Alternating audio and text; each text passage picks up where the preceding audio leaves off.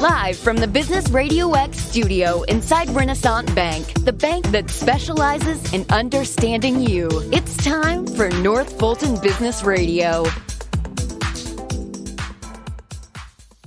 And hello again, everyone. Welcome to another edition of North Fulton Business Radio. I'm John Ray, and folks, we are broadcasting live from inside Renaissance Bank in beautiful Alpharetta. And if you are looking for a better experience from your bank, if you're looking for a bank that's big enough to handle pretty much any need you can throw at them, but small enough to do it in a personal way, that's the combination of service and expertise that I've found at Renaissance Bank personally. So if you would like to check them out, here's my suggestion. Go to renaissancebank.com and find their local office and give them a call. And I think you'll be glad you did. Renaissance Bank, understanding you, member FDIC. And now I want to welcome Dr. Julie Zweig. And Julie is here in Alpharetta, and she's got a number of expertise areas that we're going to talk about. Julie, welcome. Thank you so much. It's great to be here. Yeah, thanks for coming. So let's talk about a little bit about you and how you serve folks out there. Absolutely. Well, thanks for having me. Sure. I have been in practice for 21 years here in the Atlanta area, and I have a dual practice. I'm an ear, nose, and throat and sleep specialist, and I also do wellness. So I'd love to tell you about what I do. Yeah, absolutely. So you had a big practice. You were in a big practice for a long time. Talk about why you left. Well, basically, I wasn't practicing the way I wanted to practice. I really wanted to practice in a more holistic manner. Of course, I'm a surgeon, and we look at things a certain way, but I really wanted to look at the whole person. I didn't want to just treat somebody with surgery or a CPAP machine if they have sleep apnea. I really wanted to get to the root cause of things. And I love to spend time with my patients and talk to them. I wasn't able to do it as well in the old practice. Why is that? Why is that such a big problem in healthcare these days? That's a tough question. For doctors to actually spend time with patients. That's a very tough question. Yeah. Well, obviously, we have to deal with, seeing a certain number of patients so that we can get through the day. And we're also bound by our electronic medical records and things of that nature. Takes a lot of time away from our spending time with the patients. And it's not what any of us went into medicine to do. And you can ask any doctor that. Nobody's happy sitting there on the computer and not being with their patients face to face. They're making the healthcare bureaucracy happy by filling out forms, I guess, what have you, sitting behind the computer, but not necessarily the patient. Absolutely. Yeah. So you went out on your own. When? I left in July. In July. And I opened my practice in November of this year. Okay, awesome. Or 2021, sorry. Yeah, in 2021. And so tell us a little bit about, I guess, what you could have done, right? I mean, there's a lot of things you could have. You've got a lot of expertise and why you offer what you offer. Well, I think it's something that I hope I have a gift for. I really like to spend time with my patients. And I have the background where I have a training in ear, nose, and throat surgery and sleep medicine. And I gained a lot of expertise in the last couple of years in functional medicine and hormone replacement optimization and things of that nature. And really, they're a wonderful integration into my practice. So I am able to treat sleep patients in a more holistic manner and see what sleep really does to the body. And it's been a remarkable change. I think my patients are very happy, I hope. And I really enjoy what I'm doing now. That's awesome. Now, you had a term there, functional medicine. Let's define what that is. Sure. So functional medicine, it's just a tool that we can use. It's basically a way of looking at the root cause of disease. It really looks at more of a systems-based approach rather than just looking at just the symptoms. So, in our society, we might go to a gastrointestinal doctor or an ear, nose, and throat doctor or a urologist or, there's so many specialties. But functional medicine really looks at the root cause and tries to figure out why we have the disease processes we do and how we can prevent them, really. Yeah, that makes sense. So I want to circle back around to just the whole idea of holistic. So, I mean, it seems like to me what you're describing is that while symptoms may occur in a particular part of the body, like ear, nose, and throat, or what would GI or what have you, that the body is an integrated whole, and things happen all over the body, both physically and mentally, right? Sure, absolutely. Well, let's look at sleep, for example, because that is my specialty. Yeah. So I know a lot of people snore, right? And a lot of people might have a situation where they stop breathing at night, which is called sleep apnea. Mm-hmm. And sleep apnea can be a pretty dangerous disease because it affects your heart. It makes your heart race. What's happening during sleep apnea is you're actually stopping breathing. And during that time, oxygen's not getting to your brain. When oxygen doesn't get to your brain, your heart starts working harder, your lungs start working harder. Obviously, your cognitive faculties go down. You're not able to think as clearly. You get brain fog. It also leads to things like diabetes and certainly high blood pressure and even weight gain. And we can talk about that a little bit. So sleep actually affects the entire body, and the entire body affects sleep. And we can get into that too. Yeah, I would love to. Why did you get interested in sleep medicine to begin with? It's a good question. It's really a new field, but an extremely important field. I think it is the most important disease process we have, actually. I think it goes above heart disease and everything else because it causes heart disease. Sleep is so integral to our lives. We can't function without sleep. Anybody who's stayed up all night, whether it's with taking care of children or working in the emergency room or having a night shift for your job, sure, you feel pretty bad the next day, and it's really hard to function.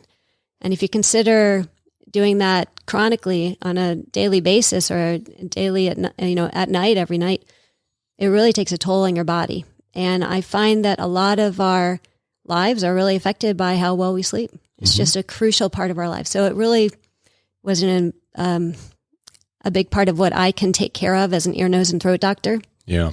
And just wanted more training in it. So, I guess what is the leap or the connection, better word, between ear, nose, and throat and sleep?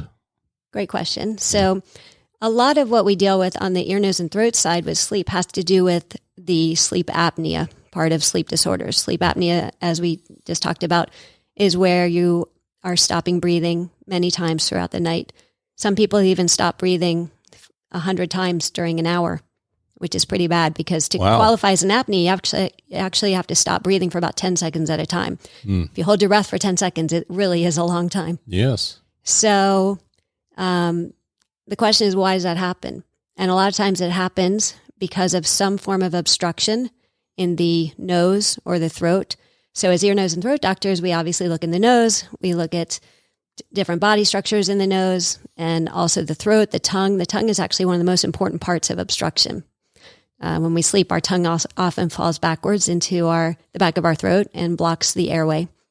So as an ear, nose, and throat doctor, we are poised to really examine the airway in depth. And that's the connection between sleep and ear, nose, and throat.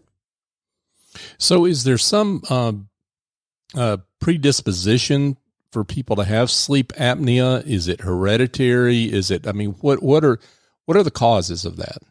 Great question. So it's a hereditary in basically how you inherit your parents' body type. Mm-hmm. But the typical person with sleep apnea might be a little bit overweight. They might have a large neck size. They might have some obstruction in their nose, such as a deviated septum, which means the septum is what divides the middle of your nose in half. And if it's twisted to one side or the other, that can block your nose. There are things called turbinates in your nose, which regulate airflow and provide humidity in the nose, and they can be enlarged. And so patients with these kind of anatomic changes can certainly lead to sleep apnea. Certainly, as I said before, some weight gain, and also neck size. Neck size is a really big thing that we look at with sleep apnea. Really? Yes, when your neck is bigger, you have a lot of extra tissue in there. And let's not forget about the tonsils and things of that nature, and your uvula, which is that little thing that hangs down the back of your throat. Right. That can get enlarged, and that can block the airway as well. Gotcha. Folks, we're here chatting with Dr. Julie Zweig. So, Julie, where do hormones come into all this? I know you're a specialist in hormones and hormone optimization, I see in the show notes. Absolutely. So let's talk about hormones. Hormones are chemical messengers in the body. And some hormones that you might have heard of are estrogen, progesterone, testosterone, thyroid. DHEA is a hormone that not many people have heard of, but an important one. Mm-hmm. So with sleep, let's talk about how it relates to sleep. So when we get into our older years and we get perimenopausal or postmenopausal, we lose some important hormones. One of them is progesterone. And progesterone is a hormone that definitely helps you sleep. And women are definitely deficient in that as they age. And progesterone is also kind of a feel-good hormone, too. It helps you feel good. So when we treat women with progesterone, they sleep better and they feel better. So it's a win-win situation. Also, when you have problems with sleep apnea and things like that, and your body is stressed, your hormones get depleted very quickly because the last thing your body wants to do is protect you with hormones. It has to make sure that you're going to stay alive. Right. I can see that. That's logical. So let's get to treatment. So whether it's hormones or some other kind of treatment, I mean, how are you treating snoring and sleeping problems? That's a great question. So the first thing we have to do is I like to see my patients in the office, and I like to take a good history and take a look at them, check out their anatomy.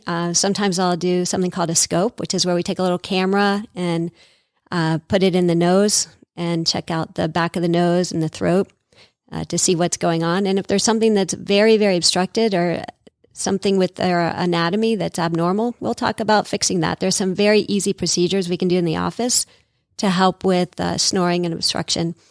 But another thing that I'll often do is get a sleep study. And we can do a home sleep study where you take home a machine at night and you sleep with it and you bring it back and I interpret it and see if you have sleep apnea. And if you have sleep apnea, lots of treatments. And I don't know how much you want me to go into it, but if it's very, very severe, you might be a candidate for a CPAP machine. If not, we have lots of other options. And then we can talk about my wellness practice. Yeah, no, we would definitely want to get to your wellness practice. But I guess we don't have to go into extensive detail on this, but what are some of the treatments that occur that you prescribe that are short of a CPAP machine? And how do things get to a point where they're severe enough that you want to have someone on a CPAP machine? Absolutely. Well, when we get a sleep study, we can actually see if they have mild, moderate, or severe apnea. If they have severe apnea, then really we want to get that patient on a CPAP machine. It's the best therapy. It's the gold standard. It is 100% effective as long as you're wearing it. And that's a key thing, but it's 100% effective. So anything that we do is a little less effective than that. But in the office, they have mild or moderate problems, then I can do something called a turbinate reduction, where I shrink down the turbinates with something called radiofrequency. It's a very easy procedure. I can also stiffen the side walls of the nose, all from the inside, open that up a little bit. If you've ever used some strips on the top of your nose to widen the nasal airway, that's kind of what this procedure would do. Mm-hmm. And then sometimes patients need something called an oral appliance. And I work with a lot of dentists, and they'll often create an oral appliance for that patient, which the purpose of that is to hold their jaw forward, the lower jaw forward, so their tongue doesn't fall backwards at night. Oh, boy. So it sounds like, though, folks need to come see you before they decide they need a CPAP machine, before they self-diagnose, talk to Dr. Google, and decide on their own they need a CPAP machine, right? Well, it's really important to be seen in the office, because we can't forget that there are some other more serious conditions that can cause sleep apnea. And I'll just give you one example. Yeah. There can be a growth or a tumor in the back of the throat that is blocking the airway, and you can have sleep apnea because of that. So it is important to have your doctor take a good look, and a specialist can do that. Sounds like important advice for sure. So, Julie, let's talk about your wellness practice. first of all, how do you define wellness? I know that seems like an obvious question, but obvious questions sometimes have interesting answers. So I agree. And I think that's a great question, one which I'm continually trying to define for myself and for my patients. But basically, we want to look at staying healthy. We don't want to wait for you to have a problem and come in or some sort of disease process. We want to get to the root cause and prevent any disease and feel good. That's really what I define wellness as. Just feel good, feel like you want to feel. Mm. And so if I make a wellness appointment, what happens? I mean, what do you do? So, and why would I want to make one? I mean, I guess what would be happening in my life that says I need to make a wellness appointment with Dr. Zweig? Well, our typical patients are patients that are tired of going from doctor to doctor, and they want to be listened to. They really want somebody to take the time, sit down with them, hear their concerns, look at their whole history, look at all the doctors they visited, and kind of get to the bottom of things. And I think that's what patients really want. They're tired of those 10-minute appointments that they get, and they really want to spend some time and get to the root cause. And I don't do this wellness practice on my own. I have an amazing health coach that I work with, and her name is Mimi Ellis, and she is a nutrition expert. She's also a physician assistant and has a wealth of experience, and she also helps us with our stress management as well. So when somebody makes an appointment with us, they get all of us. That's awesome. So when people come to see you, do they have to know what's wrong? Absolutely not.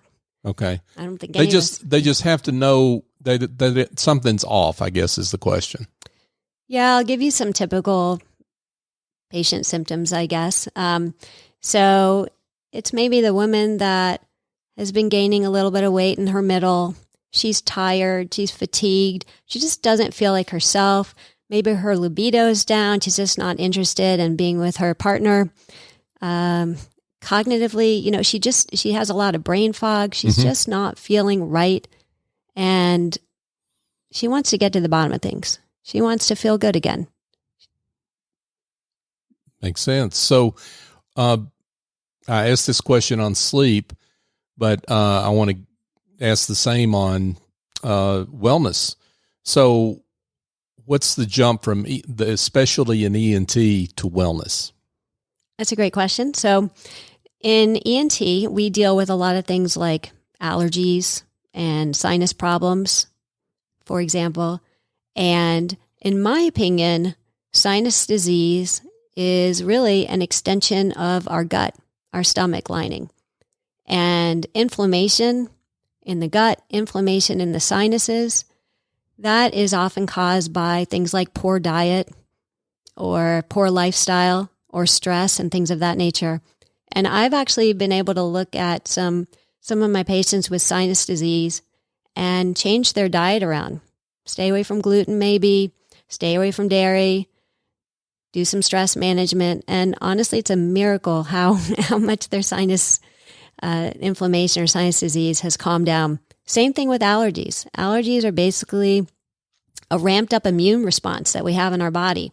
It starts off as protective. The purpose of our immune system is really to keep us from getting hurt. Right. And allergies is basically our body's way of seeing something as foreign that we're exposed to. So it's trying to protect us.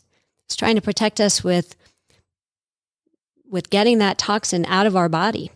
And so if we look at allergies and we look at the root cause, it's really inflammation and a ramped up immune response, which we can really calm down in our wellness practice. So I'm glad you brought up the term the subject of allergies, because if someone has allergies that they're really suffering with, they should come to see you. Yeah, absolutely. We definitely have a whole allergy treatment part of our practice. Mm-hmm. So there's a lot of different types of allergies too. And I think there's a lot of misinformation out there. So when we test people for allergies, the traditional allergies, pollens, grasses, trees, weeds, cats, dogs, molds and dust, things like that, those are a certain kind of allergy response, and we test you by gently pricking these allergens into your skin and seeing if you have a response and things of that nature. Right. So after doing that, we have a lot of ways to treat allergies. We can do, and so basically what happens is we see how allergic you are, and then we can treat you with things like allergy shots or drops. And allergy shots are basically where we take what you're allergic to in very, very, very small concentrations, and we inject them under your skin every week until your body builds up its own immune response to these allergies. And that's very successful. But the other thing we can do, which is really exciting, is something called Allergy Drops. And I've been doing these for about 20 years. And basically what they are is they're the same allergens that you're allergic to that we put into the shots. And we put them into a little vial, a little dropper bottle with a sugar solution. And you put a couple drops under your tongue every day instead of coming into the office for shots. And it works just as well. It's been used for 100 years, and it's very successful. So that's a very easy way to treat allergies. So, folks, we're here chatting with Dr. Julie Zweig. Julie, I'm curious about just stepping back and looking at your practice from a 40,000-foot point of view. It looks like you've merged, I guess, traditional medicine. You came through the traditional medicine route, and I don't know if you call it non-traditional or non-mainstream. I don't know what you call it. But talk about that dichotomy, because I think there's some people that don't see how those two mix. Maybe they fall on one side or the other. Absolutely. Well, I don't think you can see medicine in just with one lens. I think that our ability, I guess you can call it the Western side of medicine, where, we're trained traditionally in a residency, et cetera, 6 years for surgery. You can't ignore the fact that there are surgical procedures and Western ways of treating patients that are extremely successful and have been tested over hundreds and hundreds of years. And then I think we need to open our eyes and look at other viewpoints and look at other ways, or Eastern medicine, for example, which is just a different way of looking at the human body. Mm-hmm.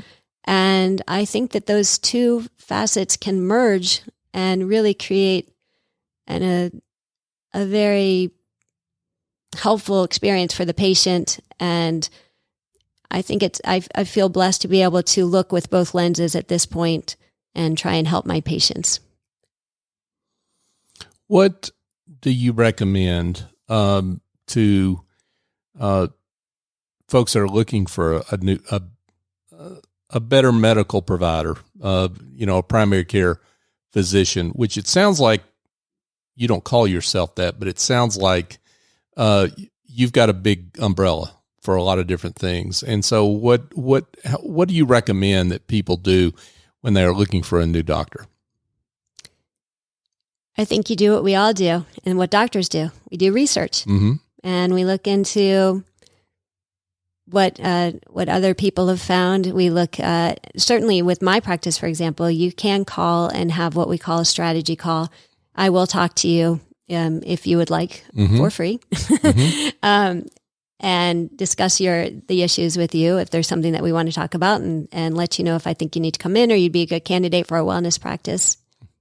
Awesome. But yeah. So, and you just, I think this answer is part of an answer to my next question, which is what makes you unique? Lots of ENTs out there, right? ENT specialists out there.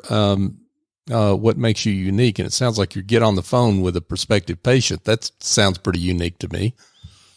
I think it helps both of us, because it helps to make sure that patient should actually be seeing me, and it helps me get an idea of what I'm going to be looking at when I see this patient. Right. So I think it's mutually beneficial. Any other unique qualities you have in your practice? I think we have a great staff. I really strive to have a staff that's welcoming. It's a pet peeve of mine when I walk into a doctor's office personally, and the person at the front desk doesn't even look at me when I go up to the front desk. So we pride ourselves in having a very open staff, and we like to have fun too. We smile a lot. We have fun. We have fun with our patients, and we know when we need to be serious, and we know when we can have fun. That's fantastic. Dr. Julie Zweig has been with us, folks. She is here in the North Fulton area. So do you want to tell folks where your office is? Where are you located? Absolutely. Our actual office address is 2650 Holcomb Bridge Road, Suite 510. It's in Alpharetta, zip code 30022. And we would love to see you anytime you want. Okay, awesome. Now let's also give folks a website, phone number, whatever else you want to give so that they can connect ahead of time. Our phone number is 404-255-4080. And our website is www.juliezweigmd.com. And I will spell that for you. It's JuliezweigMD.com. Terrific. Julie Zweig, Dr. Julie Zweig, thank you so much for coming in. Thank you so much. Yeah. I really appreciate it. Yeah, it's been a pleasure. Thank you. Hey, folks, just a quick reminder, if you need a better plan than going through the drive-thru for dinner to take home to your spouse and family that are hungry but tired of what you keep bringing home, I've got an idea for you that involves picking up the phone and calling the good folks over at A&S Culinary Concepts. Now, here's the deal. Andrew Traub and his team over there, Andrew's the executive chef there and owner, and his whole team there, they've got a award-winning culinary studio. They do corporate catering, corporate team building. They've got big green egg boot camps, but here's the deal. They've also got Let Us Cook For You meals. So you can go on their website and check out the days of the week that they're doing Let Us Cook For You meals. You can make your selections, drive by. They put it in the back of your car. You don't even have to get out. And boom, you're off. And then you go home with a gourmet meal. So if that sounds attractive to you, and if you live in the North Fulton, Johns Creek area, you want to know about this. So give them a call, 678-336-9196, or go to asculinaryconcepts.com for more information. And folks, just a quick reminder that North Fulton Business Radio is on all the major podcast apps. North Fulton Business Radio is a search term. Imagine that. If you type that into your favorite podcast app, we'll pop right up. And we would love it if you're not already a subscriber to the show, if you could subscribe and share the show. So, and that's not about me or Business RadioX. It's about our mission. And our mission is to celebrate the terrific entrepreneurs and business leaders we have on this show, like Dr. Zweig, who are terrific. They do great work, and we want their work to be found and celebrated, and for folks that potentially need their services to find them. So if you could help us out in that way, we would greatly appreciate it. So for my guest, Dr. Julie Zweig, I'm John Ray. Join us next time here on North Fulton Business Radio.